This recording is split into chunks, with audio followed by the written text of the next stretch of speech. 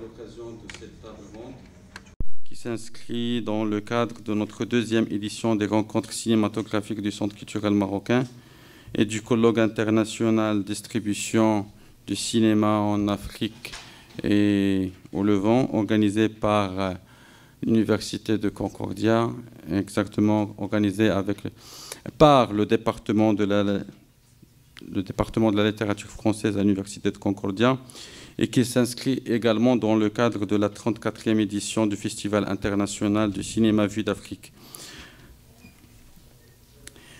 avec lequel nous associons pour la deuxième année consécutive.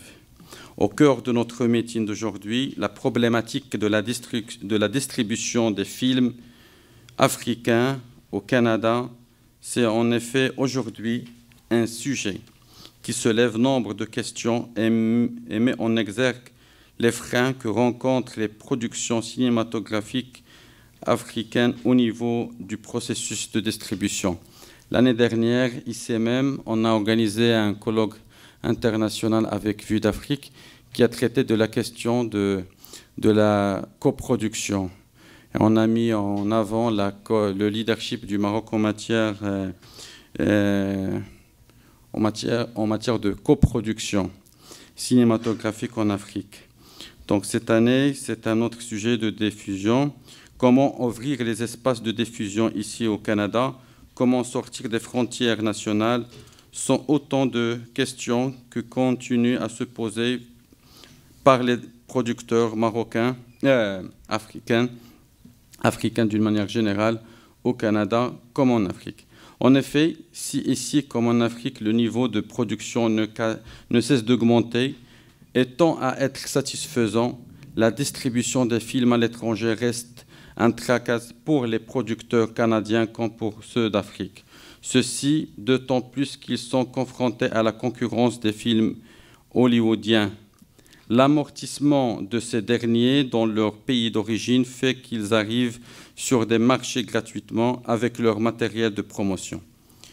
On est donc en concurrence avec une cinématographie d'auteur de qualité, ce qui réduit notre espace de conquête.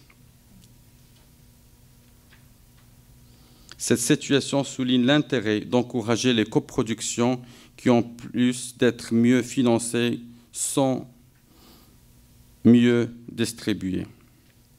Dans ce contexte, j'aimerais souligner le développement au Maroc de la coopération Sud-Nord et Sud-Sud en faveur de la coproduction cinématographique. Au Maroc, les premiers traités de coopération en matière de coproduction remontent à 1977. Le premier conclu fut avec la France. L'accord signé avec le Canada a été conclu par sa part depuis 1981. Ce sont en fait une quinzaine de traités de coproduction qui ont été conclus ces dernières années avec des pays du Nord comme du Sud. Chaque année, par ailleurs, de nombreux accords de coproduction sont signés. Une politique qui s'est traduite par la réalisation de nombreuses œuvres faisant de la coproduction cinématographique un des aspects de la coopération en Afrique. Et pour ceux et celles qui ne le savent pas, le Maroc, l'année dernière, si vous vous rappelez très bien, pour ceux qui étaient présents, d'ici, le Centre cinématographique marocain a lancé la mise en place d'un fonds marocain pour la coproduction cinématographique en Afrique.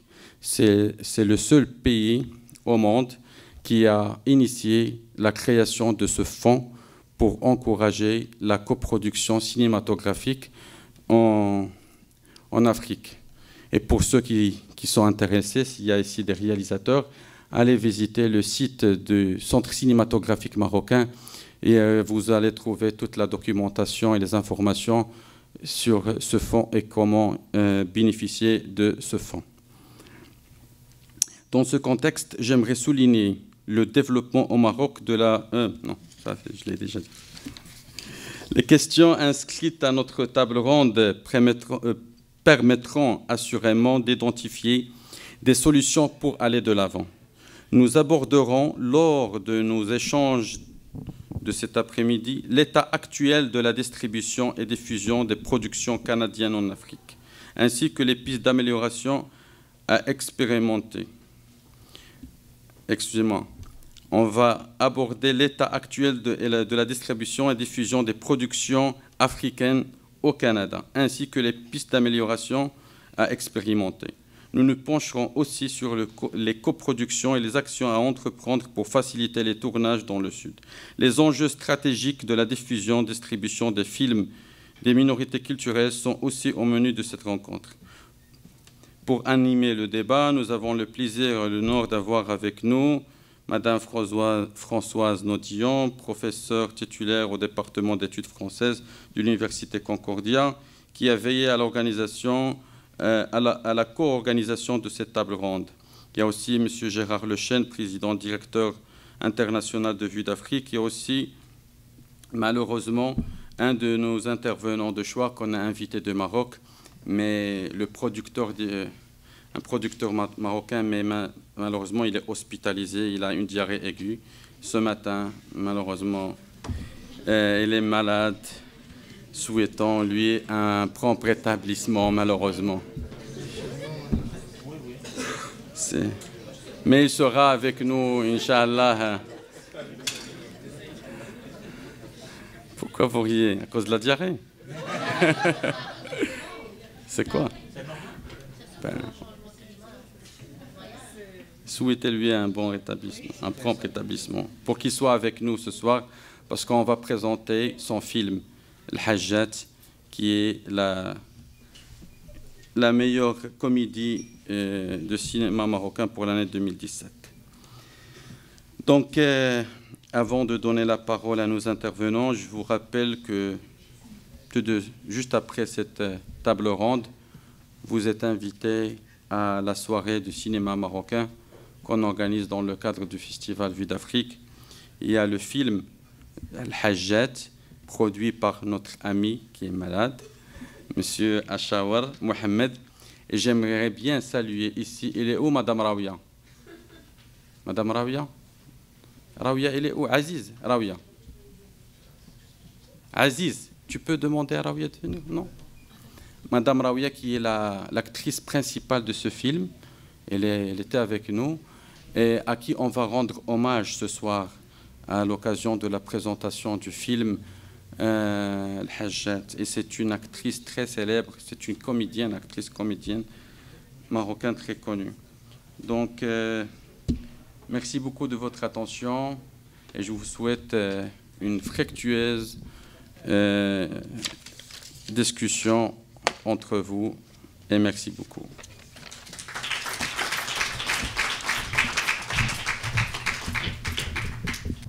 Rassurez-vous, je ne serai pas très longue. Je voudrais encore remercier le Centre culturel marocain et son président, M. Jafar Debar, ainsi que... Ok, merci. Ainsi que M. Gérard Lechesne de Vue d'Afrique. Donc, je pense que la complémentarité a donné sa preuve aujourd'hui et je suis très heureuse de voir se mêler les publics des professionnels du cinéma et ceux qui y réfléchissent.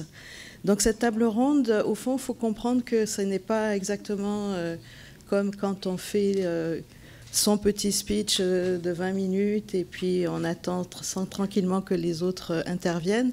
La table ronde, elle va, j'espère, permettre de créer du dialogue, des interventions entre la salle et ceux qui seront là.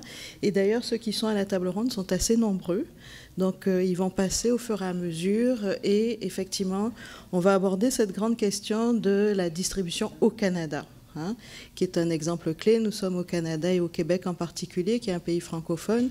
Donc, on pourrait s'attendre, a priori, que les cinémas d'Afrique francophone, en particulier, trouvent naturellement leur place dans un tel marché comme dans un marché français. On se rendra vite compte, notamment en parlant avec des distributeurs, des producteurs, des réalisateurs, que c'est peut-être plus compliqué et j'espère qu'à la suite de ces débats, on aura peut-être quelques pistes de solutions. Donc ces débats vont être animés principalement par M. Lechesne, que je remercie, et à qui je vais tout de suite céder la parole. Alors bonjour à tous, nous sommes très heureux de ce partenariat avec le groupe de recherche ESCAL, groupe de professeurs de littérature et de cinéma francophones à l'Université Concordia. Et ce matin, pour ceux qui y étaient, dont j'étais, c'était des interventions extrêmement intéressantes et malheureusement, je n'aurai pas l'occasion à cause du festival de continuer demain et après-demain, mais j'espère que l'année prochaine, on trouvera le moyen d'harmoniser ça de façon à ce que chacun d'entre nous puisse participer aux activités de l'autre, parce que c'est très frustrant de ne pas continuer à écouter toutes les interventions du colloque ESCAL à Concordia. Alors, un grand merci naturellement au Centre culturel marocain, qui est un centre nouveau à Montréal. Je crois que c'est, si mes informations sont toujours d'actualité, le 5e centre culturel marocain au monde. Et c'est un centre extrêmement dynamique, comme vous l'a dit son directeur, M. Jafar Djebbar. Et il est extrêmement occupé. La semaine dernière, il était à Québec pour le Salon du Livre qui rendait hommage à la littérature marocaine. Et vous verrez, on vous a distribué, je crois, un petit peu le programme du centre culturel. Vous verrez qu'il est extrêmement actif.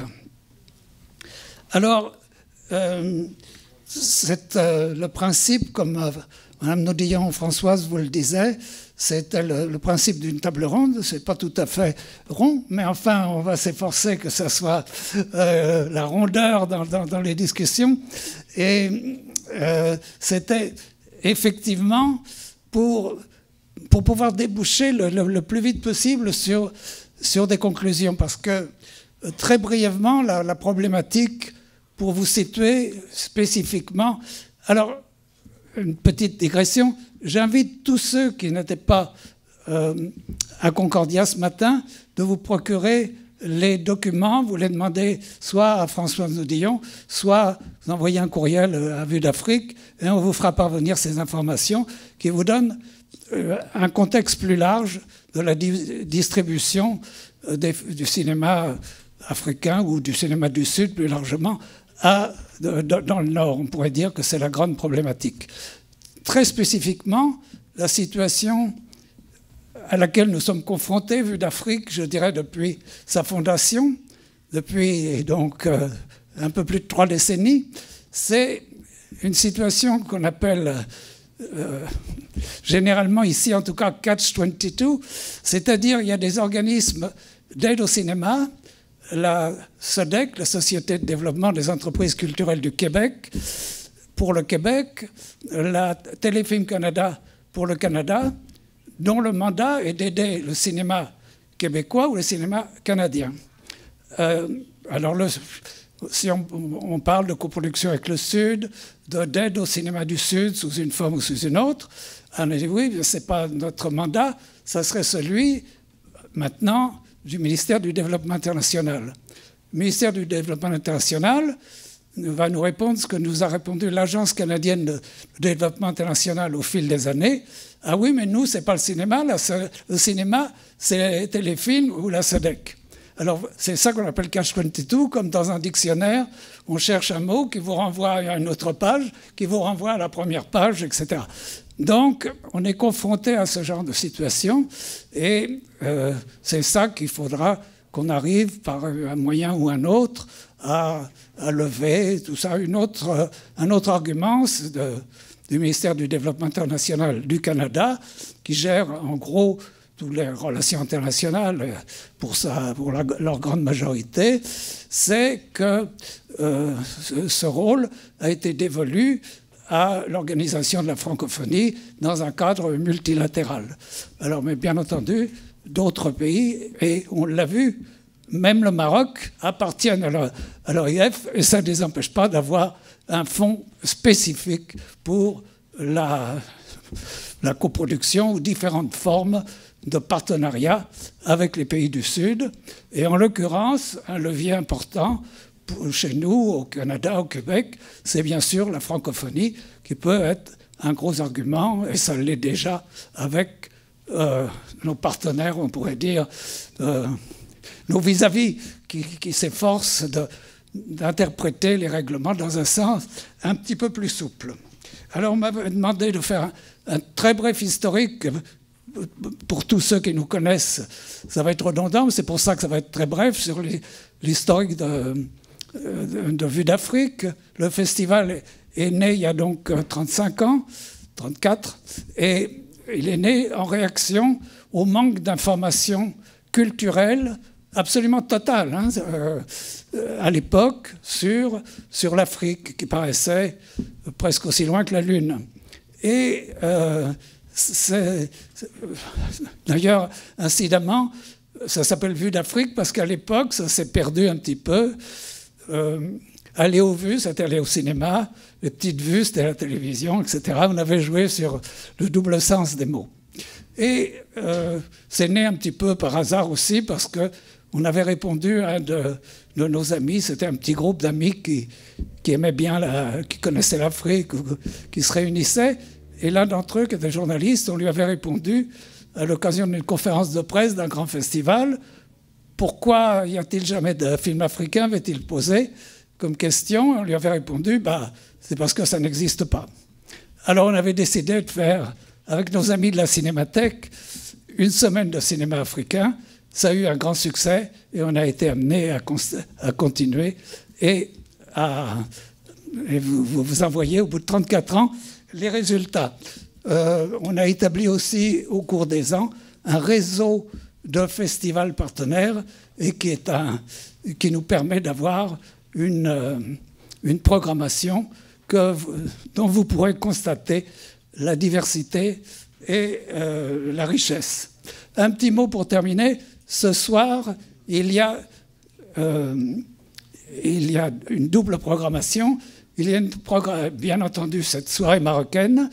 Et je vous avertis tout de suite que cette soirée marocaine, le film marocain, va être rediffusé ici même, dimanche à 15h.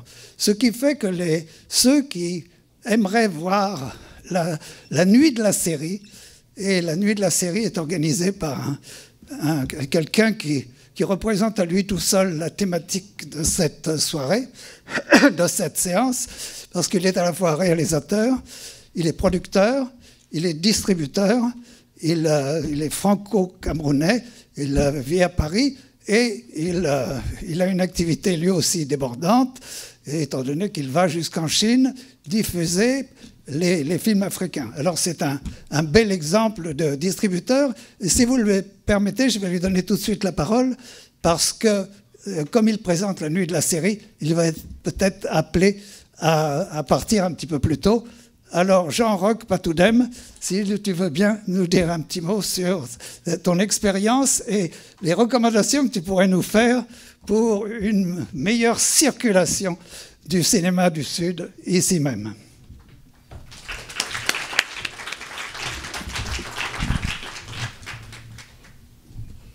Bonsoir.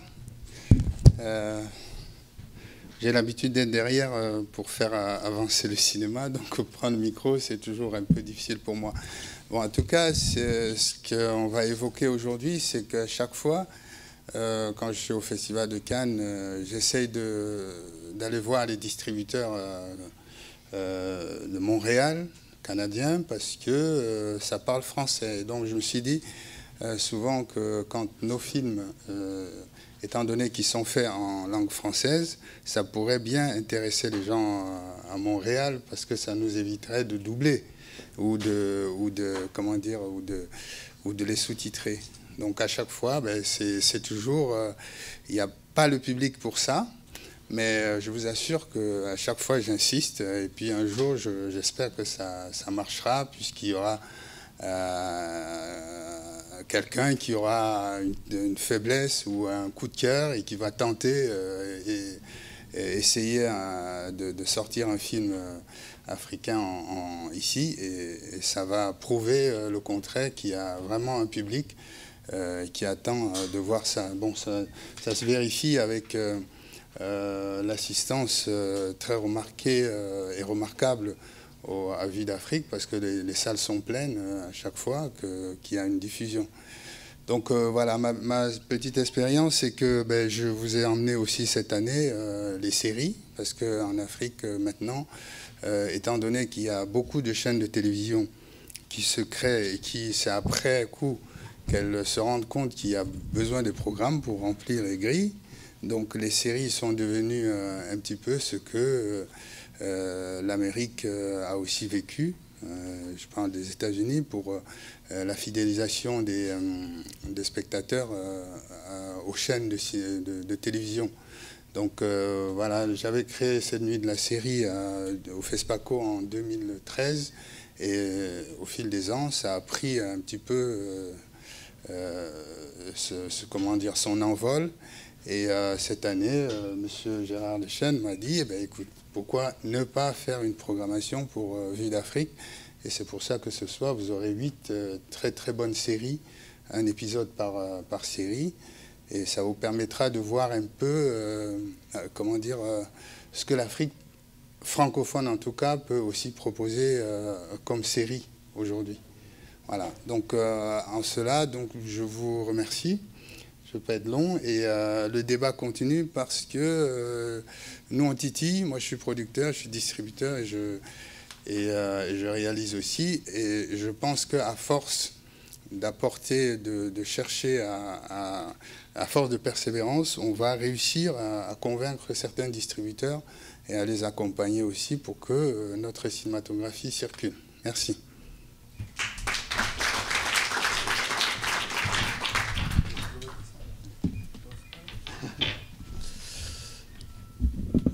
Alors nous avions un petit problème parce que nous avions 6 sièges et 7 intervenants. Alors maintenant qu'il n'y a plus que 6, je vais demander à des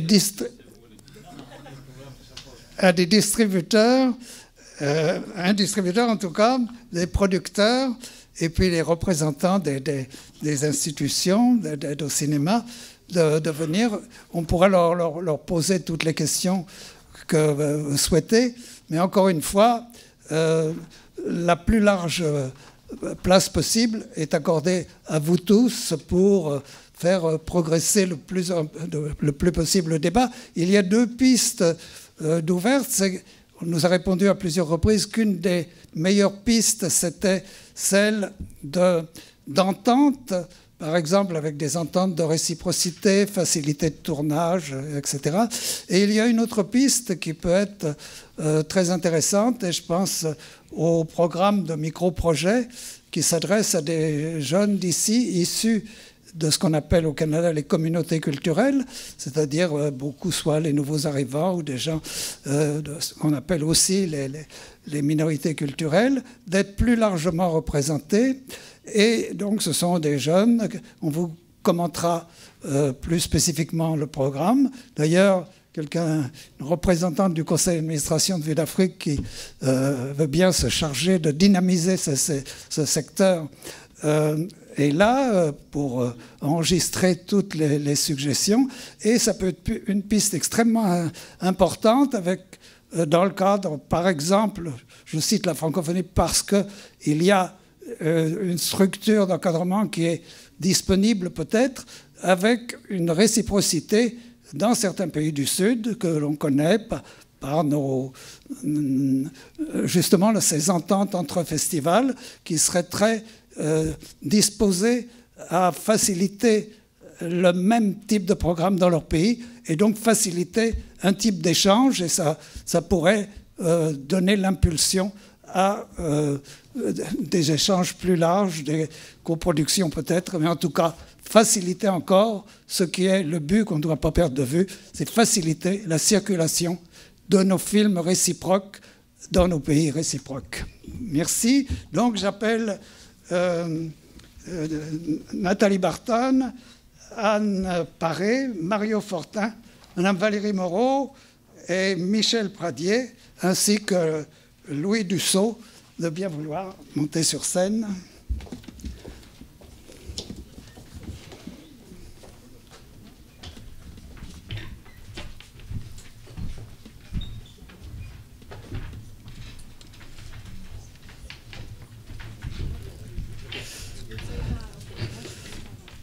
Et comme Jean-Roch Patoudem nous l'a si bien dit, finalement, le mieux, c'est de commencer par la fin, c'est-à-dire par la distribution qui commande tout.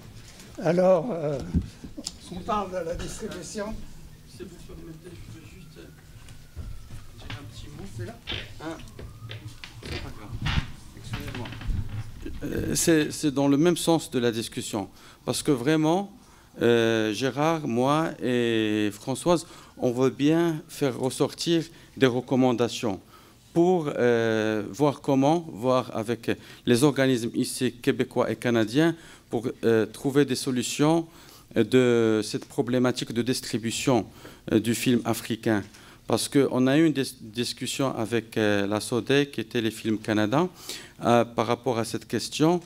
Et ils disent que, pas eux, mais certains, que c'est pas... Ils disent qu'il n'y a pas un public intéressant par le film africain. Or, le Festival du film africain le démontre parfaitement. Nous, l'année dernière, quand on est associé avec le Festival Nouveau du cinéma, on a présenté 4 films marocains. Il y avait de la file, un quart d'heure après le lancement du film. Donc, ça démontre qu'il y a un public assoiffé pour le film africain. Donc, c'est pour cela qu'on aimerait bien avoir des solutions et des propositions.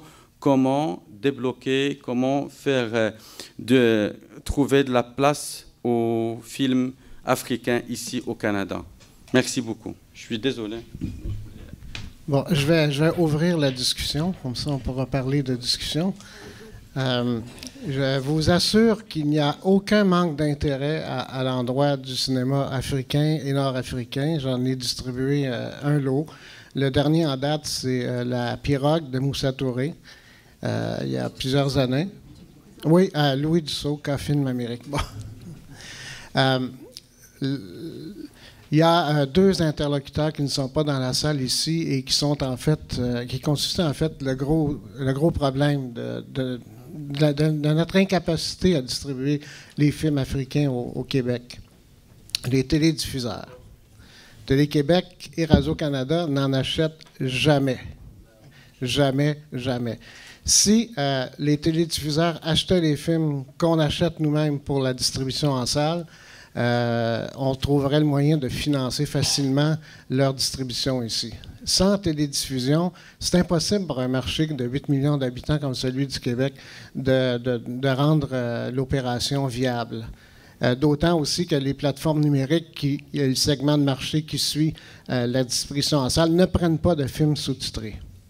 Autre problème aussi. C'est un fait que les films africains, quand on les distribue, ils ont un public. La Pirogue, ça a beaucoup marché en salle. C'est sorti en DVD, on en a vendu beaucoup. C'est encore en magasin. Il a été sur des plateformes numériques. Il faut dire que le film est quand même à 90% en français. Donc, ce n'est pas considéré un film sous-titré. Alors voilà. Les télédiffuseurs. En 2003, et pour terminer, parce que je vais laisser la place à tout le monde de parler, en 2003, Vue d'Afrique avait rendu hommage à Film Amérique et j'avais proposé à ce moment-là une solution qui rejoint un peu ce que Gérard Lechêne disait, la fondation d'un fonds Sud au Québec et au Canada. Un fonds Sud qui permettrait à plusieurs films qui se développerait en Afrique, qui se terminerait ici en post-production, de jouir de la nationalité canadienne, ce qui permettrait aux films et aux distributeurs qui les distribuent d'avoir accès aux fonds en distribution. C'est une solution, comme ça existe en France, le Fonds Sud, qui n'est pas très coûteux pour nous et qui permet aux distributeurs d'avoir les droits du film dans tout le pays. C'était une proposition il y a 15 ans. Je ne sais pas où c'est rendu, mais on n'a plus jamais entendu parler. Alors voilà, les télédiffuseurs, le Fonds Sud. Je suis aussi vice-président du regroupement des distributeurs indépendants de films du Québec. À la dernière réunion qu'on a eue avec la SODEC, on a demandé de rétablir le programme d'aide aux cinématographies nationales peu diffusées. Un programme d'aide qui existait il y a 5 ou 6 ans, qui avait été aboli. Alors, on est en discussion actuellement avec la SODEC pour établir ce programme-là. Ça permettrait à certains films d'Afrique du Nord, d'Afrique, de jouir d'une certaine aide à la distribution, le paiement, entre autres, des copies, de certains budgets de mise en marché, de marketing, de P&A. Donc, il y en a des pistes à explorer. Ces trois-là, peut-être la plus évidente serait de rétablir le programme d'aide à la SODEC des cinématographies nationales peu diffusées, parce que de là à faire bouger les télédiffuseurs, ça prendrait, je ne sais pas, une révolution, parce qu'ils ne s'achètent même pas de films français. Alors, pas de films d'Amérique latine, pas de films d'Asie.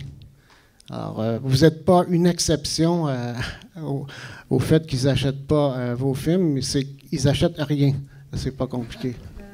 Alors, ça nous met en grande difficulté nous-mêmes pour diffuser des films autres que québécois et canadiens, parce qu'on n'arrive pas à financer convenablement notre mise en marché de films français qu'on achète. Nous, on a 26 films en inventaire actuellement non vendus.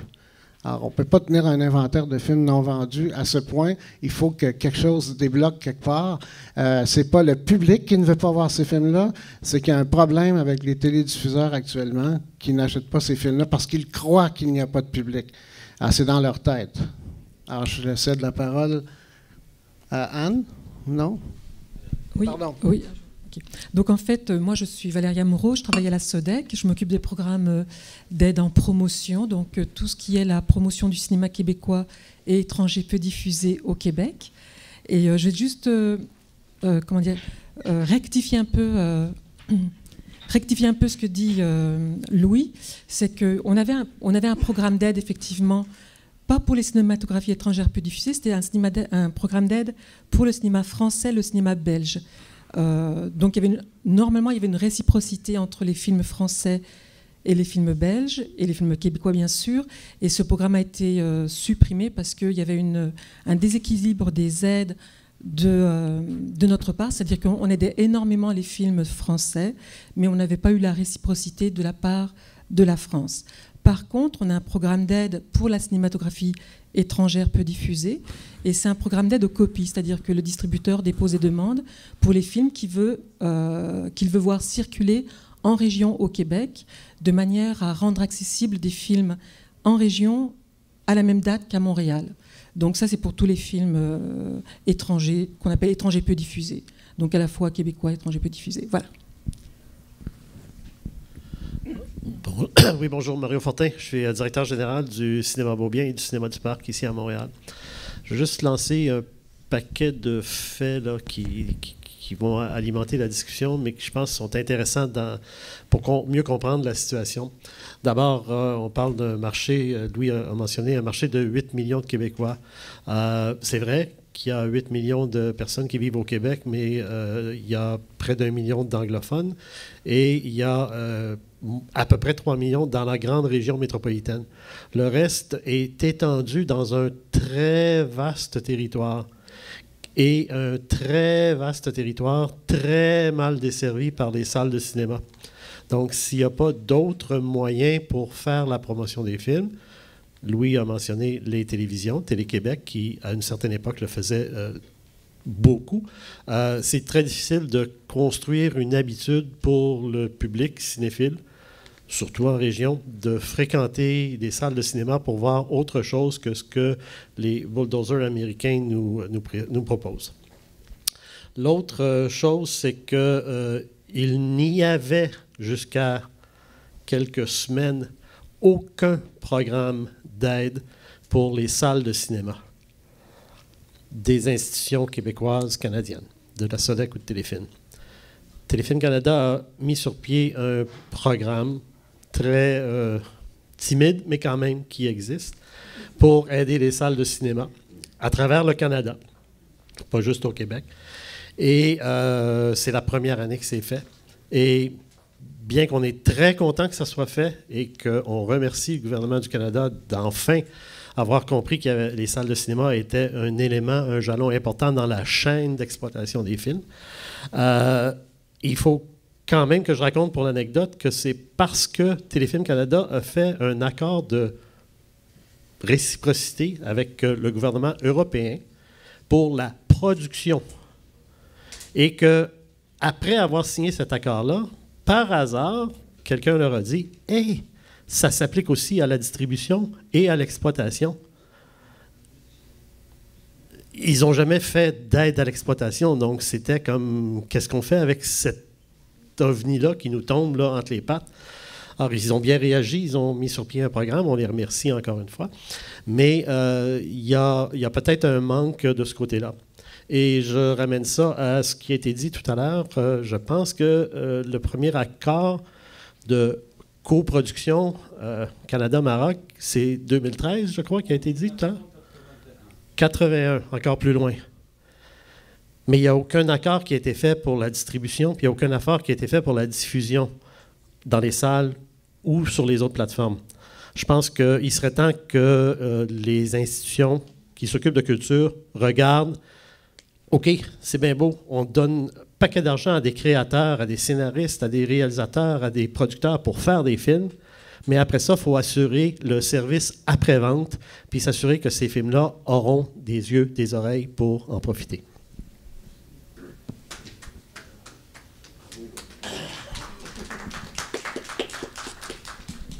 Alors, je suis content de ne pas travailler à Radio-Canada. Alors, Michel Prady, j'étais à Téléfilm Canada.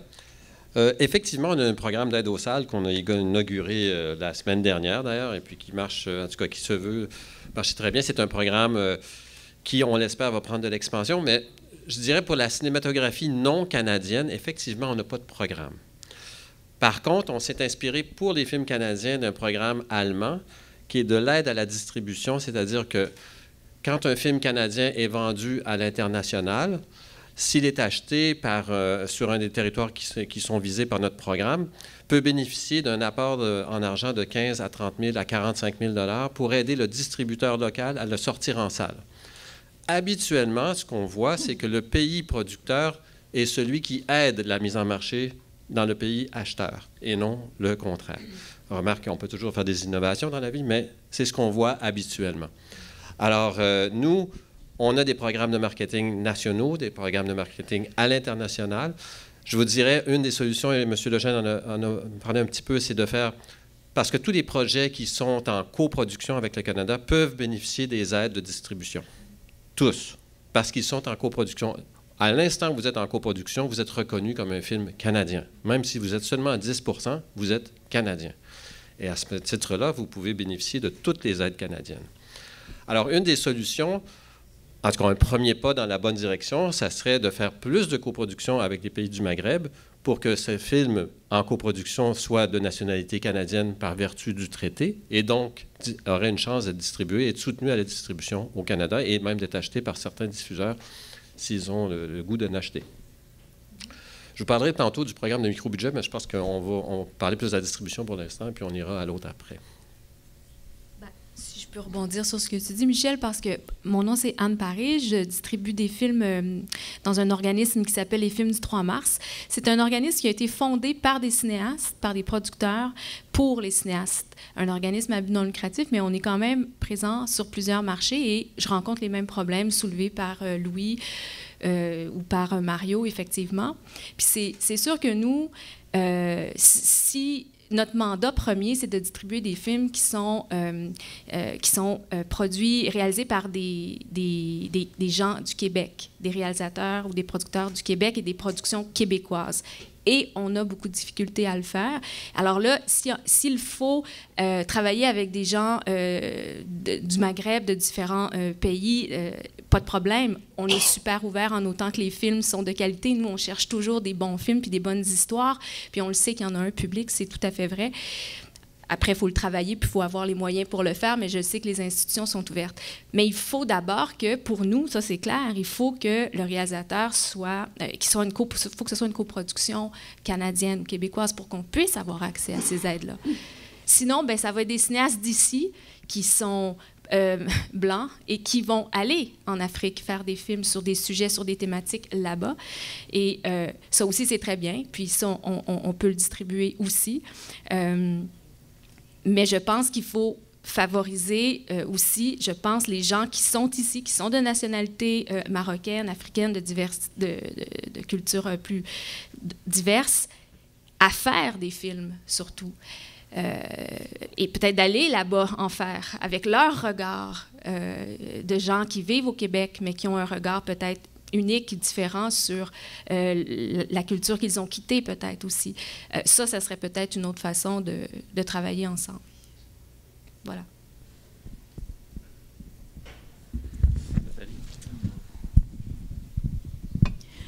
Bonjour, alors je m'appelle Nathalie Barton, je dirige une maison de production qui s'appelle Information, qui produit en fait des documentaires, des films documentaires uniques, donc surtout des documentaires d'auteur.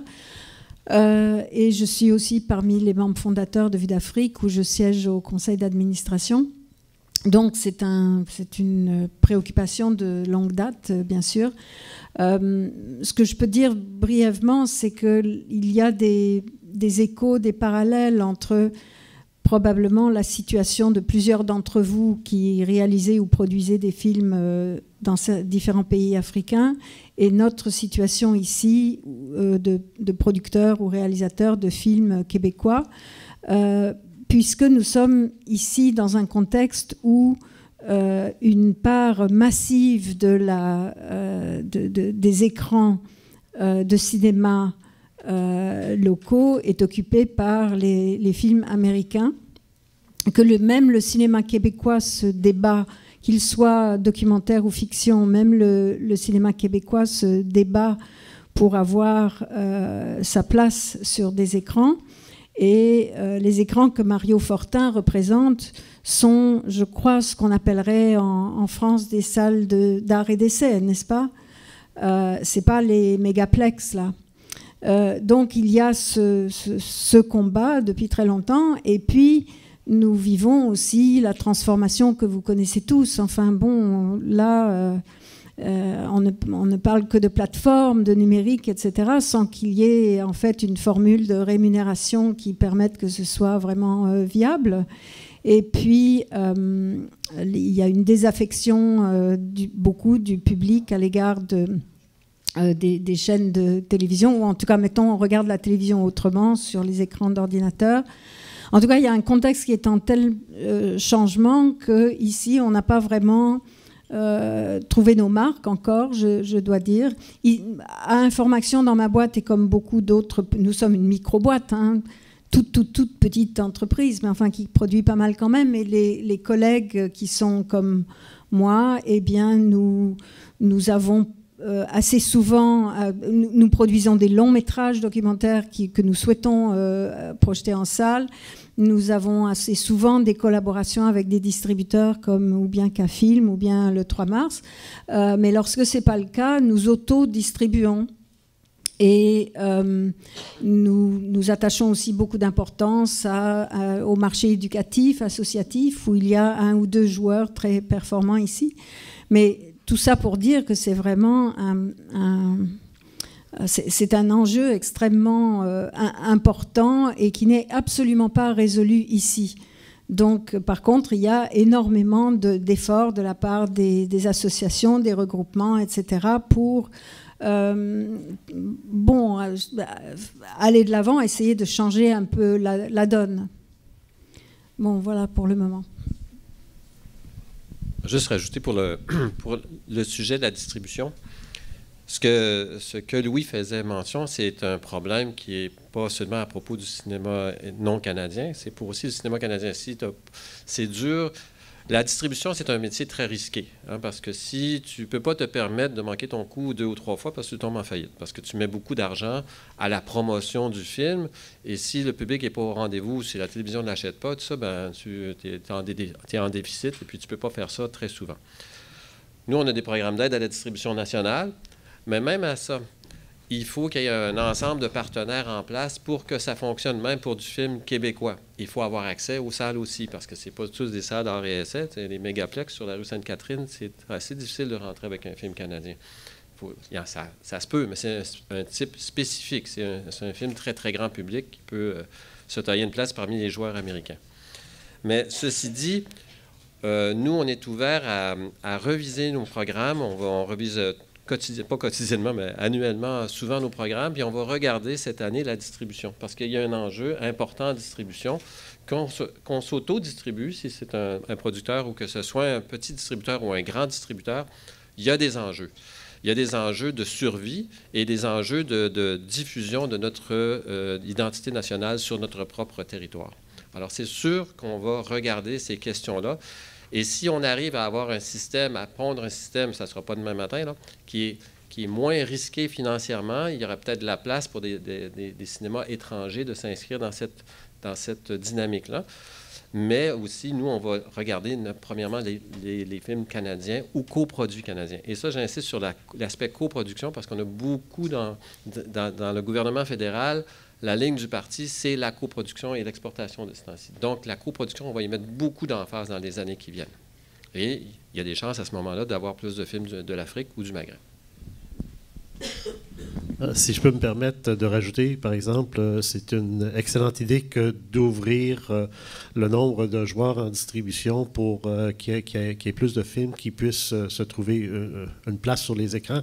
Sauf que je veux juste mettre en garde que le métier de distributeur, c'est un vrai métier. Ça ne s'improvise pas.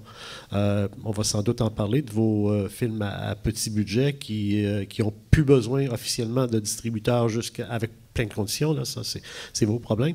Mais quand même, nous, ce que ça fait, c'est qu'on a de plus en plus de gens qui s'improvisent distributeurs, qui sont des scénaristes, des preneurs de son, des techniciens en éclairage qui viennent nous voir et qui nous disent « Hey, j'ai fait un film, je joue ça. » Et puis, tu leur dis « OK, bon, est-ce que vous avez une affiche? Est-ce que vous avez une bande-annonce? Est-ce que vous avez un plan de marketing? C'est quoi votre stratégie de mise en marché? » De que c'est. Ils n'ont aucune idée de ce que c'est que le métier de distributeur. Ça s'apprend, ça se planifie, ça s'apprend sur le tas. Bon, Nathalie le fait régulièrement, même si elle est productrice. Elle a sa carte de son menu, puis elle sait ce qu'il faut. Voilà, elle a le matériel qu'il faut. Donc, il faut juste faire attention. On parle de marché de professionnels, on est des professionnels. Il faudrait que tout le monde sache ce qu'il y a à faire et qu'il le fasse comme il faut.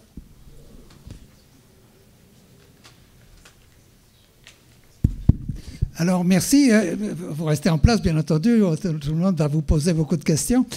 Mais on a parlé aussi non seulement de distribution, mais de circulation. Et je voudrais peut-être, si Diarra Spitch est là parmi nous, elle est là, dire un petit mot sur son expérience et ce qu'elle fait aux États-Unis. Elle s'occupe de circulation de films du Sud aux États-Unis avec beaucoup d'efficacité. Diarra, si tu veux bien.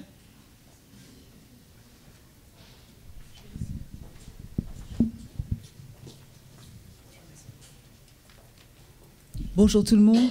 Merci de me donner la parole. Bonjour. Donc, mon nom c'est Diarra Inderspech. Je suis basée à New York. Je suis distributrice de films d'Afrique et de la diaspora africaine et j'organise aussi un festival qui s'appelle le Festival international des films de la diaspora africaine.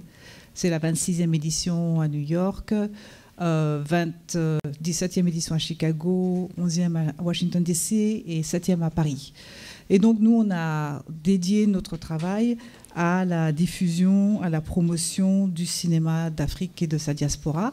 Et effectivement, en tant que distributeur, on a beaucoup de difficultés, comme ici au Canada d'ailleurs, parce qu'on est au cœur de la bête avec Hollywood.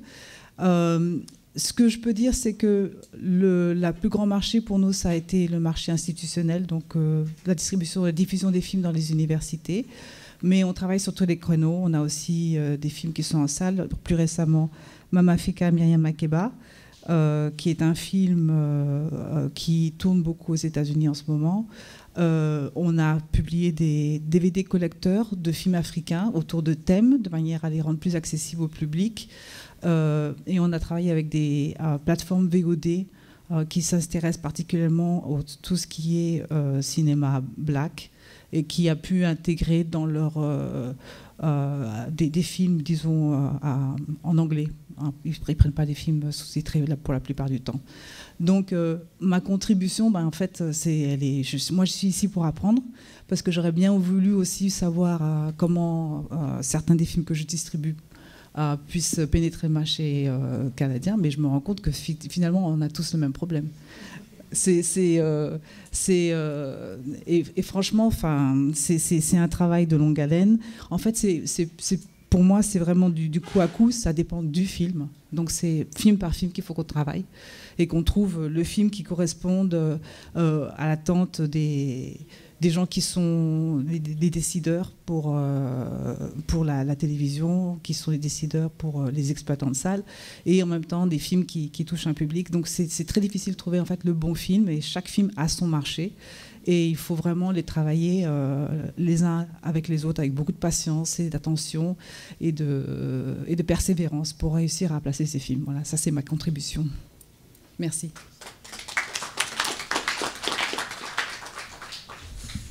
Est-ce que quelqu'un aurait des commentaires ou des questions? Alors, cher ami, du festival de Khouribga au Maroc.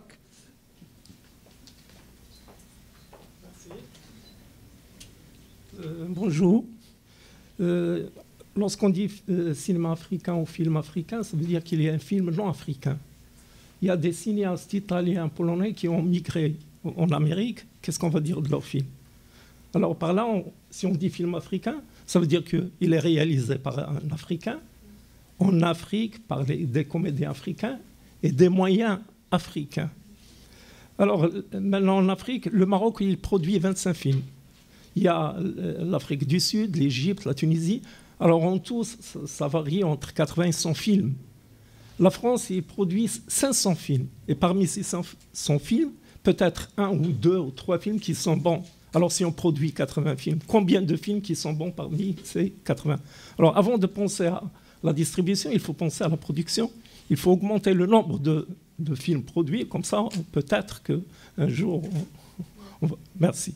Oui, mais excusez-moi, c'est sûr qu'il faut produire plus de films, mais pour être dans la peau d'un distributeur depuis longtemps quand même, puis pour le vivre à chaque jour, je peux vous garantir que si les films ne sont pas vus, on a beau en faire, ils ne peuvent pas restés sur une tablette. Il faut que les gens voient les films et les voient pour avoir envie d'en voir d'autres.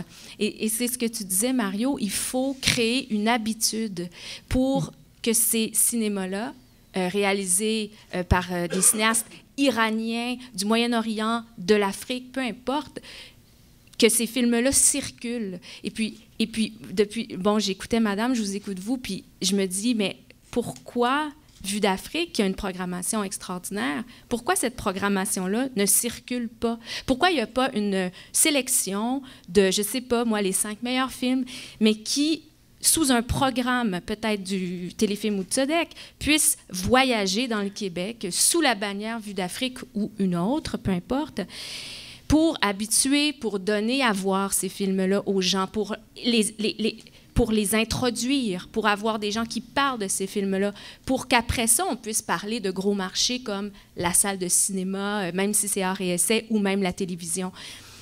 Je pense que c'est pas là qu'il faut commencer par diffuser. Je pense qu'il faut juste aller sur place, rencontrer les gens, leur présenter ces films-là de manière plus artisanale, j'ai l'impression.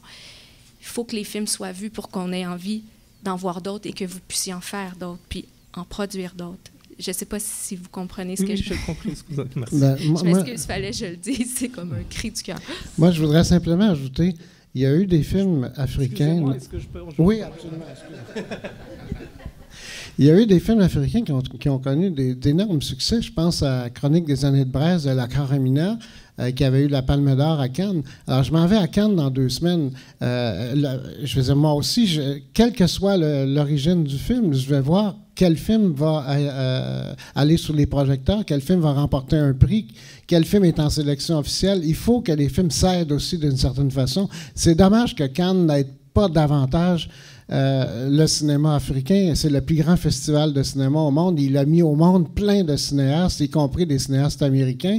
Je pense que si chaque année, Cannes mettait 1 ou 2 films africains en sélection officielle, ça les aiderait, parce que moi, j'irais les voir et moi, j'aurais des arguments ici pour les vendre à la télé et les sortir en salle. Je veux dire, la pirogue de Moussa Touré, qui a joué à la toute fin du festival, je l'ai acheté, l'exportateur s'en allait. Je l'ai pris dans l'escalier en train de s'en aller. C'était la fin du festival, je l'ai acheté à ce moment-là. Le film était en sélection officielle. Le film s'est aidé d'une certaine façon. Et c'est pour ça qu'ici, il a marché également. Donc, c'est pareil pour nos films québécois, c'est pareil pour les films de n'importe quelle nationalité que j'achète. Je vais voir où ils ont été mis en valeur, dans quel festival. Chaque film est un prototype. Et comme disait Madame des États-Unis, les gens vont voir d'abord un film. Ils vont pas voir un film marocain.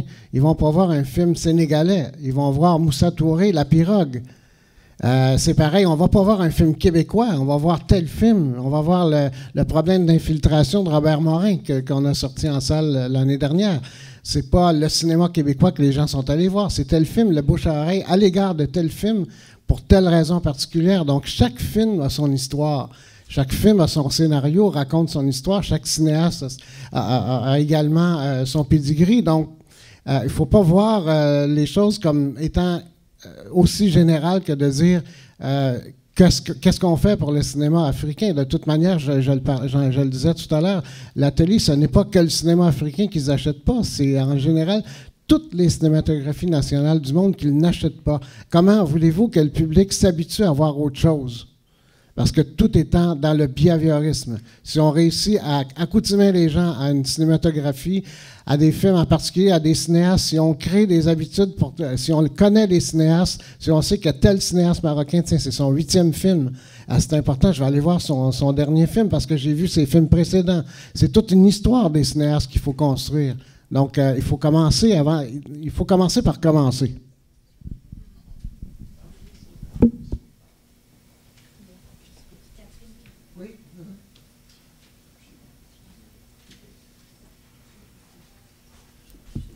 C'est difficile de prendre la parole. Bon, je commencerai par rendre hommage à M.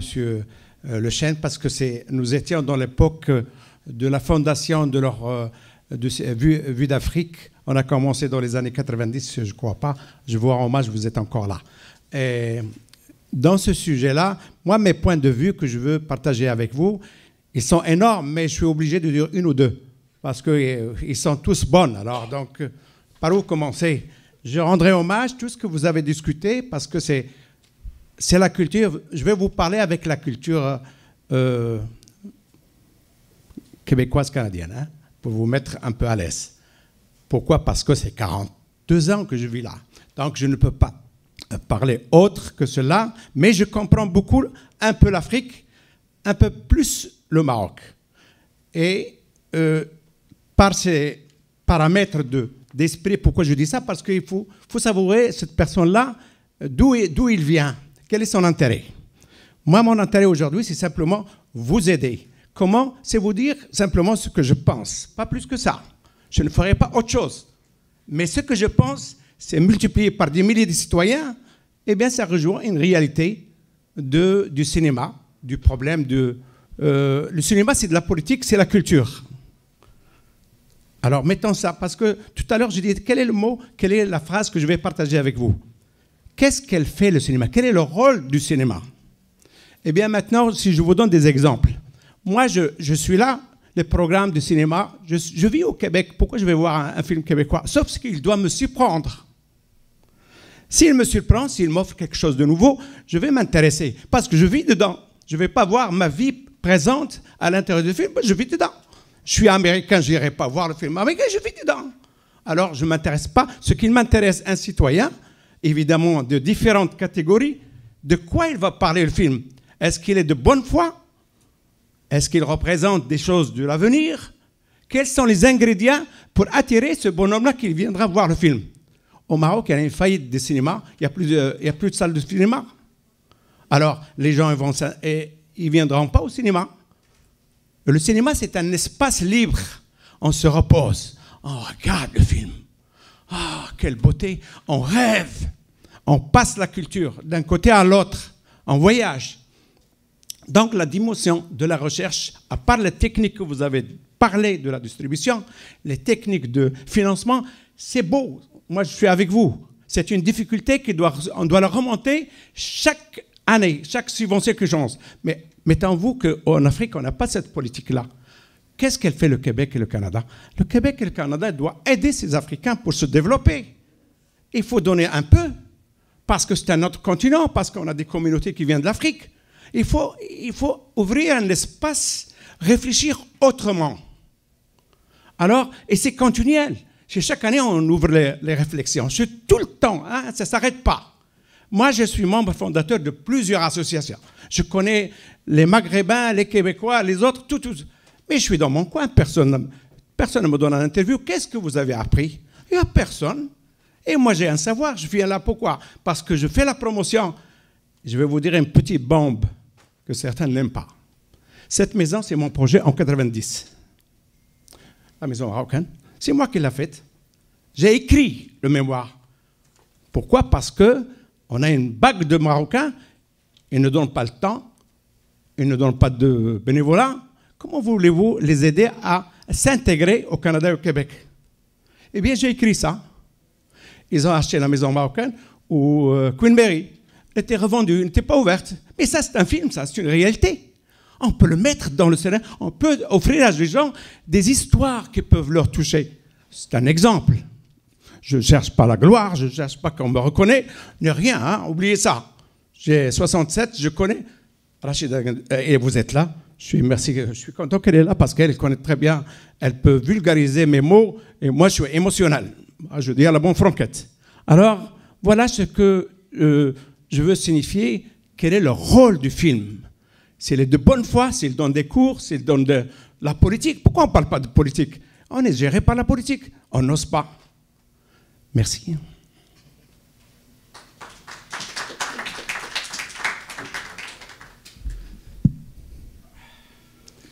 Catherine Viau.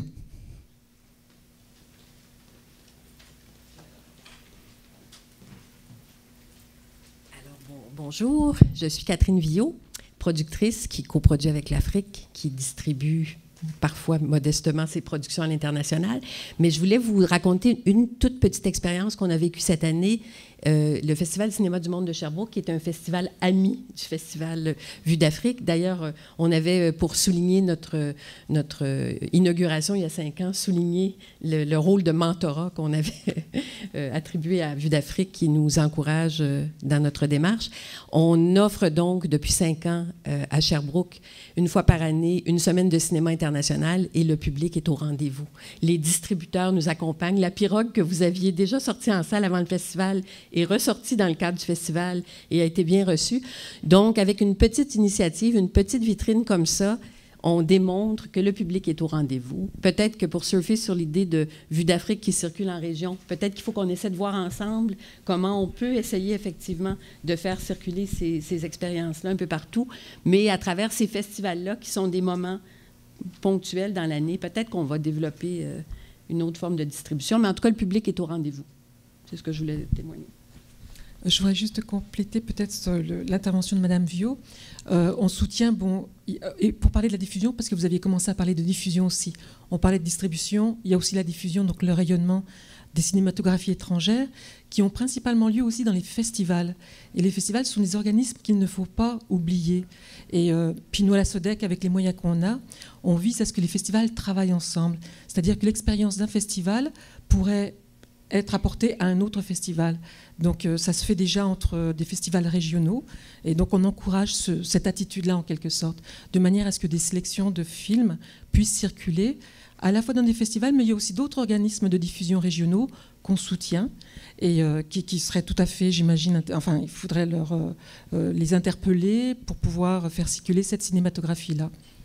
Si tu permets, Valéria, je vais faire du pouce sur cette idée-là, ce que Catherine, tu viens de dire, avec ce que monsieur a dit tout à l'heure, c'est que les festivals, vous, à Sherbrooke, ce que Didier fait à Gatineau, ce qui se fait à Québec, à Sept-Îles, Bécomo, tout ça, ça permet de découvrir la crème de la crème des 70 films d'Afrique du Nord là, que vous avez dit tantôt qui se font à chaque année. Parce que pour une pirogue, il y a 50 autres films et pour découvrir la pirogue, il faut qu'on connaisse ce qui se fait, qu'on voit plus de films. Moi aussi, je vais être à Cannes dans 2 semaines, puis je vais essayer de me taper une 50aine de films en 10 jours parce que j'ai besoin de savoir ce qui se fait, de connaître le pouls, de pouvoir m'imprégner de ça, puis après ça, le ramener, puis le passer à nos clients pour être capable de leur faire découvrir autre chose. Et pour ça, le travail que Gérard, vous faites à Vue d'Afrique et que les autres festivals font, il a été question du FNC tantôt, là, c'est extrêmement important pour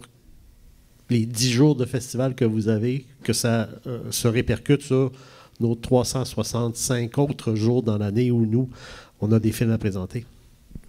Merci. Je crois qu'il y a quelque chose qui est en train de se cristalliser.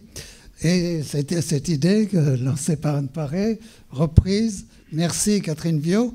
Et je dois dire que ça fait curieusement résonance avec une intervention de ce matin à Concordia. Françoise est là. C'était sur... c'est pas pratique ça. Sur le rôle de l'Union soviétique dans les années, à partir des années 58, 59, 60 en Afrique. Et c'était une aide à la fois de formation. Il y a quelques grands réalisateurs, Abderrahmane Sissoko, Souleymane Cissé, Idrissa Ouedraogo, qui ont été formés à Moscou.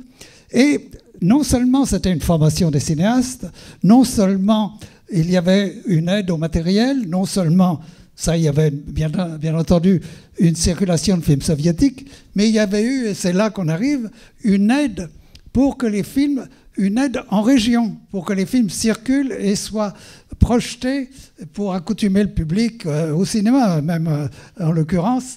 Et justement, à l'échelon, c'était quelques pays comme la Guinée, la Tanzanie, et ça a été une aide véritablement très très effective. Et là, c'est vrai que très vite, on nous l'a souvent exprimé, cet intérêt pour que ces films, je pourrais vous en citer quelques-uns, c'est un crève-cœur de voir que ces films retournent dans l'anonymat après la réception qu'ils ont eue et puis puissent circuler en partenariat avec différents festivals, mais à l'échelon au moins du Québec, sinon du Canada. Alors, Saloua, oui. Je voudrais juste rebondir sur ce que vous avez dit tout à l'heure sur les films, que c'est très important pour un film, pour qu'il soit distribué, pour qu'il ait une chance d'être distribué, qu'il soit dans un grand festival comme Cannes, par exemple, comme La Pirogue. Là. Je voudrais juste rajouter une chose, que même ce film-là, même les films qui arrivent à des festivals, ils sont coproduits. Donc on revient toujours sur le même sujet, c'est la coproduction. Pour qu'ils arrivent à ce niveau-là, il faut qu'ils soient coproduits. Donc même avant d'arriver à la distribution. Je donne encore l'exemple du Maroc. Il a dit, monsieur, tout à l'heure, que 25 films sont produits par an. Mais sur ces 25 films, il y a une douzaine de films qui ont vraiment une vie, disons, cinématographique. C'est-à-dire que c'est une douzaine de films qui vont dans les festivals, qui ont des prix. Mais il n'y a que 2 jusqu'à 4 films maximum qui ont la chance d'être distribués. Et parce que c'est des films coproduits en plus. Donc on revient toujours, le sujet principal pour cette problématique, c'est la coproduction, qu'il faut vraiment, travailler entre les pays, c'est sûr. Je voudrais juste ajouter une chose, c'est que le film africain, il a un public, effectivement, je veux juste le répéter parce que ça a été dit, effectivement, dans les festivals, ils circulent très très bien. Ils sont dans tous les festivals, presque tous dans les festivals, et ils ont un public. Et le public, par exemple, quand il y a un film ici au Canada, le public n'est pas forcément de la communauté africaine. Il y a même des autres communautés. Donc ça prouve qu'il y a un intérêt qu'il faut juste encourager par je ne sais pas quel moyen. Et puis peut-être, je ne sais pas s'il faut impliquer, peut-être c'est une réflexion à mener, impliquer plus les distributeurs dans les festivals. Il faut peut-être les inviter plus ou former un réseau où les producteurs, quand ils viennent ici, qu'ils puissent être en contact avec les distributeurs pour connaître un peu déjà le système, comment il marche de la distribution ici, pour qu'ils soient informés. Peut-être des séances d'information, comment on fait pour la production, pour la distribution. Ça pourrait se faire aussi pour les producteurs quand ils viennent dans les festivals. Voilà, merci. Je vais peut-être jeter un pavé dans la mare, puis ça va peut-être détonner ce que je vais dire, mais malheureusement, ce qui n'aide pas les cinématographies étrangères c'est le problème du piratage.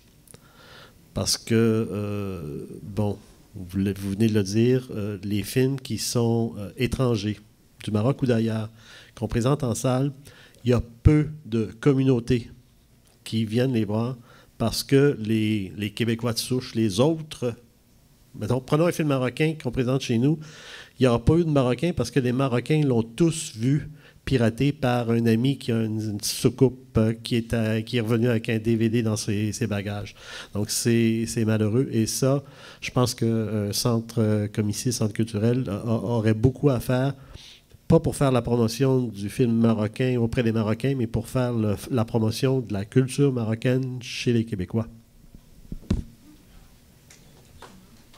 Oui. Je vais rebondir sur deux choses. Lorsqu'on dit un film, c'est un film. Il y a une seule grammaire. Le gros plan en Asie, chez Ouzou ou Shima, c'est le même gros plan chez Souleymane Cissé. Là, la différence, c'est les histoires africaines, peut-être c'est là où ça varie. Pour le film marocain, il n'est pas piraté. Il y a un souk à Casa, à Darbaglef, vous pouvez trouver tous les films, sauf les films marocains. Comme ça. Merci.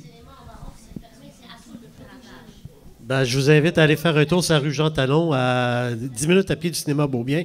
Puis je vous mets au défi de ne pas trouver tous les films marocains qui ont été produits dans les derniers mois. Je ne sais pas. De toute façon, au Maroc, on ne trouve pas de films marocains piratés. Pour les salles de cinéma, actuellement, il y a 31 salles, 57 écrans. Il y avait 300. Oui, quelqu'un qui parlait tout à l'heure de la fermeture des salles au Maroc. Il y a 31. Enfin, c'est universel, la fermeture des salles, je suppose. Il y a 31 salles, 57 écrans, parce qu'actuellement, il y a des mégaраmas où il y a plusieurs écrans, une salle, mais avec plusieurs projections. Merci. Tout de suite, il y a Françoise Oudillon qui souhaitait dire un petit mot. Plutôt qu'un mot, une question peut-être à tous nos professionnels. Bon, moi je viens de la littérature. Les livres, le circuit de distribution du livre ont énormément changé au cours des années. La durée de vie d'un livre, c'est 3 mois. Okay, et après, une fois qu'il n'a pas été vendu, il part au pilon, il n'est plus en librairie. La durée de vie d'un film, me semble-t-il, elle aussi, c'est beaucoup raccourci. Hein, du moment où il entre en distribution, en général, la case, c'est quoi? Un peu de salle de cinéma, on fait le plus d'entrées possible la première semaine, mettons. Et puis, 6 mois après, c'est le DVD, ou en tout cas, vidéo à la demande.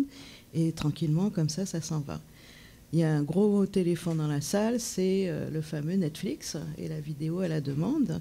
Et je me demande comment vous réfléchissez à ces nouvelles conditions maintenant de distribution sur des petits écrans, justement, de ces cinémas-là. Et qu'est-ce que vous faites avec ça, et dans le cadre du Québec, et dans le cadre de la distribution de films étrangers? Je vais laisser parler Louis parce qu'il va... Vas-y, Louis. Michel veut que je m'en aille. Justement, effectivement, c'est un gros éléphant dans la place parce qu'aujourd'hui, justement, on est intervenu contre une initiative de Netflix qui se substitue au ministère de l'Éducation du Québec et au ministère de la Culture et qui va financer la formation de gens des communautés culturelles et des Autochtones. C'est une intrusion carrément dans les affaires intérieures d'un pays, dans son système d'éducation et tout. Ils entrent par la porte de l'enseignement. Comme ils ne peuvent pas entrer par la porte, ils ne veulent pas payer de taxes. Au Québec, ils vont être obligés de payer une taxe à partir du mois de janvier. Le regroupement des distributeurs indépendants a demandé au gouvernement du Québec de dédier les revenus de cette taxe à la culture, que cette taxe-là n'aille pas au fonds consolidé. Effectivement, Netflix cause énormément de tort actuellement. J'étais la semaine dernière à une rencontre de l'Observatoire du documentaire, où tu étais aussi, Nathalie, et les gens de la télé nous l'ont carrément dit, surtout ceux de Super Écran et de Canal D, ils vont baisser leurs acquisitions de 50% cette année parce que leur public se désabonne pour aller sur Netflix. Netflix qui ne paye pas de taxes, qui ne contribue pas du tout au fonds de production, qui n'a pas de cahier de charges, etc., et qui maintenant s'introduit même dans le système d'éducation d'un pays. Alors, je suis entièrement d'accord. Netflix est un monstre d'argent qui ne souhaite que l'anéantissement des structures de financement des cinématographies nationales, et ce, partout dans le monde. Alors, je ne suis pas un partisan de Netflix, vous l'avez compris, mais en même temps, j'ai rien contre le fait que Netflix achète des films qui sont déjà sortis en salle et qui soient diffusés dans des pays qui les achèteront jamais. Ça, c'est très louable comme intervention, il n'y a aucun problème avec ça, mais actuellement, ce qu'ils veulent faire, c'est simplement produire des films avec des fonds considérables. Ici, entre autres, des fonds qui sont supérieurs à ceux de Téléfilm et de la SODEC, pour produire des films qui n'iront pas au cinéma, qui vont finir par tarir la clientèle des salles de cinéma, si on regarde à moyen terme. C'est leur but. C'est de contrôler complètement de la Californie leur choix de films que le public du monde entier va voir. On appelle ça de l'impérialisme culturel, il n'y a pas d'autre mot. Puisque vous venez du milieu de la littérature, on pourrait comparer Netflix et les autres diffuseurs de ce type-là, les Apple, iTunes et autres, à des librairies. Le problème que ça a, c'est que, pas des librairies, pardon, des bibliothèques. Les bibliothèques vont acheter un volume, vont le mettre sur la tablette, puis vont le garder pendant 10 ans. Mais il y aura, d'un point de vue commercial, une seule copie du livre qui aura été vendu. Il n'y a pas un éditeur qui peut survivre avec une seule copie de livre vendu, puis il n'y a pas un auteur qui peut survivre avec les droits d'un seul livre vendu. Donc, ce que ça fait, c'est que ça appauvrit le système en général. Alors, les 30 films par année qui sont produits au Maroc, s'ils sont vendus 100$ chacun à Netflix, parfait, bravo. Ils sont disponibles pour la planète, mais ils n'auront généré que 10 cents par année pour tous les ayants droit du film. Par rapport à la carrière des films, elle est effectivement très courte actuellement, et il faut que le film se démarque très rapidement. Et on s'aperçoit qu'il y a beaucoup de films québécois qui existent donc sur une fenêtre très très courte, donc la salle, et après qui disparaissent. On ne sait pas où ils sont, et le public veut les voir. Et donc la SODEC a été interpellée par ça, parce qu'on l'entend sans arrêt.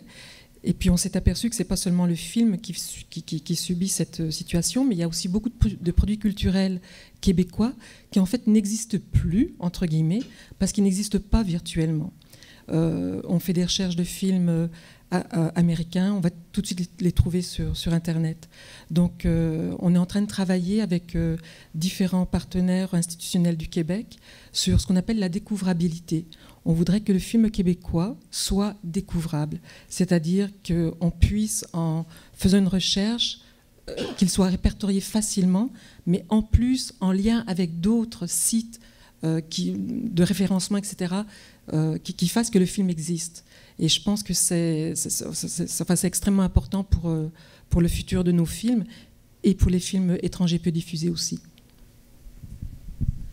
Moi, je voudrais juste aussi parler de la vie d'un film qui, oui, effectivement, c'est à peu près 1 an. Si on pense à tous les festivals, la tournée dans les festivals internationaux, nationaux. Ensuite, tu as la salle, évidemment, quand tu peux. Le marché éducatif, le DVD qui est encore là, parce qu'il y a des gens qui n'ont pas accès encore à Internet haute vitesse ou qui préfèrent avoir un objet tangible. On vend encore des DVD. Il y a le marché éducatif, les bibliothèques, les écoles, tout ça.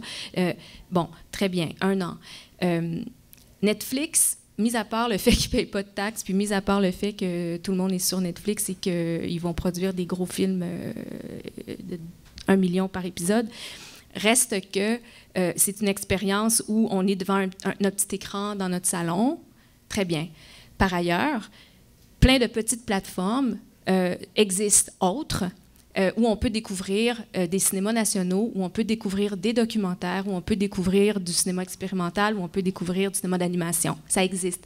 On fait juste parler de Netflix, là, mais il y a plein de plateformes qui existent. Moi, je pense que l'avenir du cinéma, disons, d'auteurs indépendants ou du cinéma, peut-être plus du cinéma, qui a un point de vue des bons films, là, des histoires à raconter, on va pouvoir les retrouver sur les plateformes des distributeurs. Vous savez que les distributeurs, la majorité, ou en tout cas la plupart, ont leur propre plateforme. Il faut donc effectivement s'arranger pour qu'il soit découvrable, s'arranger pour que on sache qu'au Québec, par exemple, on peut trouver des documentaires intéressants sur l'ONF, puis sur les films du 3 mars et des films nationaux sur K-Film Amérique à travers sa propre plateforme. Parce qu'effectivement, les plateformes qui existent, qui sont nationales, comme Illico, n'en diffusent pas de ces films-là, en tout cas quand ils sont sous-titrés, par exemple. Donc, il y a d'autres expériences sur des plateformes. Puis moi, je pense que c'est aussi là où, par exemple, une programmation qui serait commissariée voulant dire on choisit des films de qualité avec des points de vue, des bons films qui nous racontent des belles histoires. On les fait voyager dans le Québec à travers des festivals, à travers des centres comme Parallœil, à travers des lieux de diffusion où on se rassemble pour regarder un film ensemble sur grand écran. Ça, c'est encore une qualité de regard que les gens ont besoin.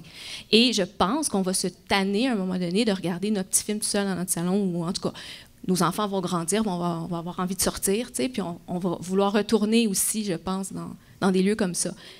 On va espérer. Mais de toute façon, il y aura d'autres plateformes peut-être où on saura les trouver.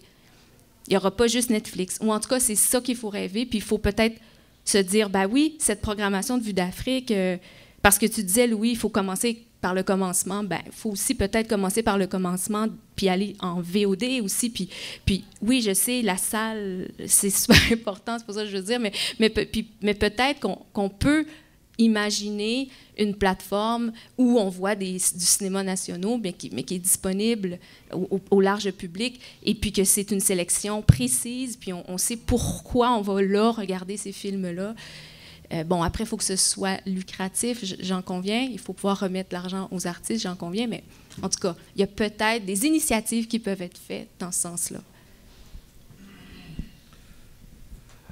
Juste pour ajouter, mais on en a parlé un peu au tout début.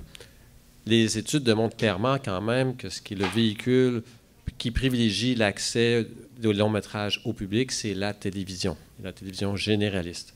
C'est là où le public va voir les films.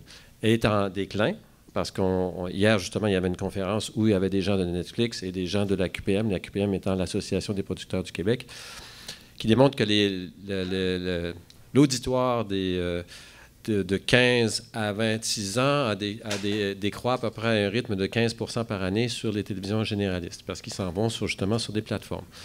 Mais quand même, la télévision d'État est dans sa mission même, dans sa nature, de diffuser la culture canadienne, la culture québécoise. Alors, je pense que la ministre fédérale, on verra ce que ça va donner, parce qu'elle a un plan qui s'en vient, là, va commissionner justement Radio-Canada et CBC pour jouer ce rôle-là à l'intérieur de notre univers culturel.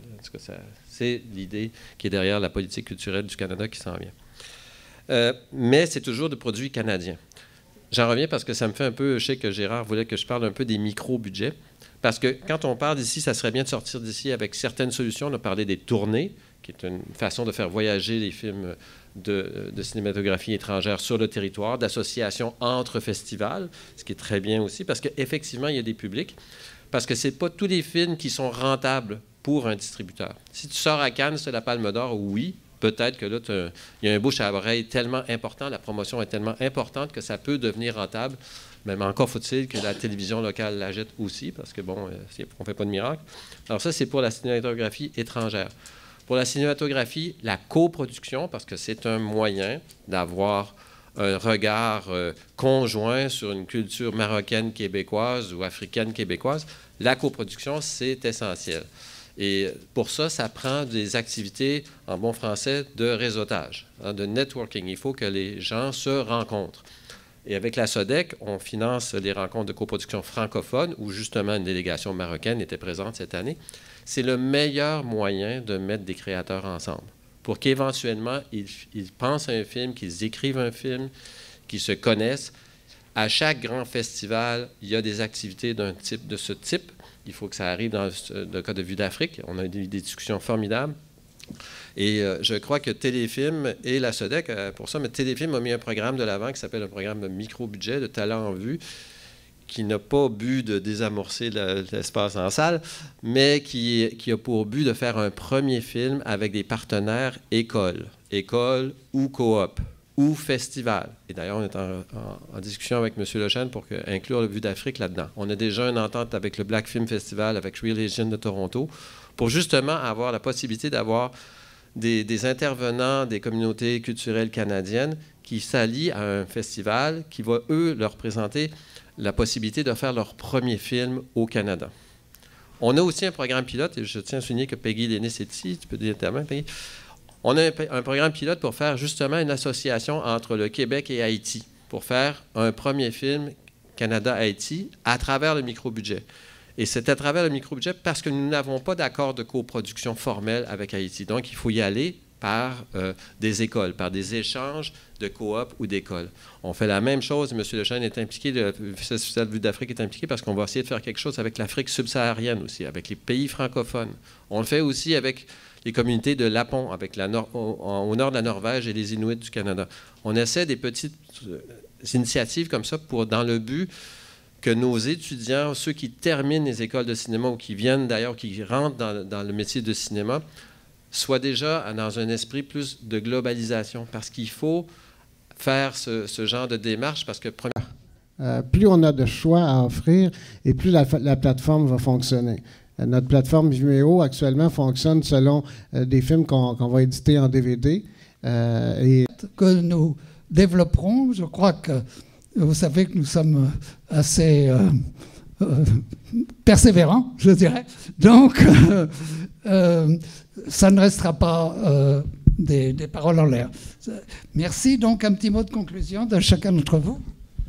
Je veux juste terminer en disant que, en souhaitant à tous les Marocains bon courage, parce que j'ai accroché sur le nombre de salles en déclin au Maroc. Vous dire qu'il y a espoir. Il y a présentement au Canada, un à Toronto, un à Vancouver, 2 projets de faire revivre des vieilles salles de cinéma construites dans les années 30, comme nous, on a fait au Beaubien depuis 2001.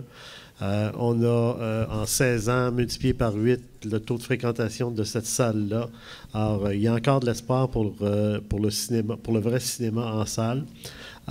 Il se construit à chaque semaine 100 nouvelles salles de cinéma. Bon, elles sont en Chine.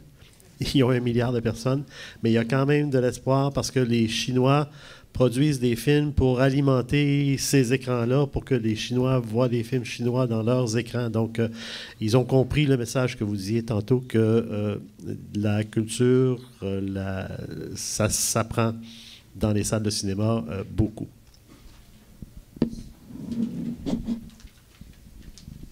Moi, je veux juste terminer en vous remerciant de m'avoir invité simplement. Puis merci Nathalie de m'avoir recommandé 2 très beaux films que je vais aller voir parce que je vais commencer par aller voir des films que vous diffusez. Alors, j'espère vous recroiser dimanche, en fait. Alors, moi, je dirais bravo au festival. Merci de nous avoir invités. Merci de donner une plateforme pour ces discussions parce que c'est très important. C'est de là que tout va partir. Et puis, je vous encourage à continuer peut-être l'année prochaine à faire plus d'activités entre des producteurs québécois et des producteurs venus d'ailleurs. Vue d'Afrique est un outil indispensable. 35e année l'année prochaine. Il faut fêter ça. Pour moi, je dirais que donc on est vraiment en période de mouvance. Toute la consommation du cinéma, des produits culturels change. Il y a beaucoup de travail à faire. Enfin, il faut prendre ces périodes-là de turbulence comme des périodes pour réfléchir et trouver des solutions, innover. Et je pense qu'on était là aujourd'hui pour ça. Oui, effectivement, il faut, malgré la turbulence, effectivement rebondir, être résilient. On est tous très bons à ça. Et puis, oui, avec mon chapeau Vue d'Afrique, je dirais qu'effectivement, Vue d'Afrique est très persévérant et on a tout entendu ce qui a été évoqué aujourd'hui. Il faudra travailler sur ces pistes-là avec beaucoup d'optimisme. Merci. Alors, je remercie tout le monde, tous les participants. Merci infiniment. Je rappelle qu'effectivement, même si la soirée de clôture a lieu demain soir, c'est dimanche. Il y a encore une très, très belle programmation. la soirée de clôture a été demandée le dimanche parce que beaucoup de gens souhaitent repartir le samedi, beaucoup de gens souhaitent repartir le dimanche. Et samedi soir, il y a un programme, la remise des prix bien sûr, mais un programme tout à fait spécial en première partie, consacré au jeune cinéma rwandais avec notre festival partenaire, le Jeune Festival de Kigali. Et vous verrez des films prometteurs. Et je crois qu'à l'image du dynamisme du Rwanda, le cinéma rwandais nous prépare de très belles surprises.